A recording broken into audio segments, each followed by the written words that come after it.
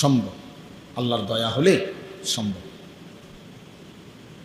এই সমাজে আমরা বাহ্যিকভাবে দেখলে মনে হয় নাফরমানির সয়লাভ, অসভ্যতার সয়লাভ, কিন্তু আলহামদুলিল্লাহ এর ভিতর দিয়েও হাজারো লাখো পাক্কা মোমেন ইমানদার নারী, পুরুষ, যুবক, কিশোর, বুড়ো আছে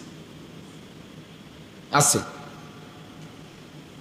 যে হাজারবার জীবন দেবে প্রয়োজনে, কিন্তু আল্লাহর নাফরমানি করবে না, হারামের এক লোকমা নেবে না, হারামের একটা টাকা নেবে না।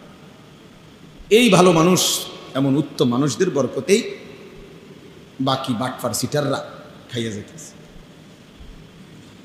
ইমানদারদের বরকতে, কোরআনওয়ালাদের বরকতে, দিনওয়ালাদের বরকতে, আল্লাহকে সেজদা দেনওয়ালাদের বরকতে। এটাই সত্য।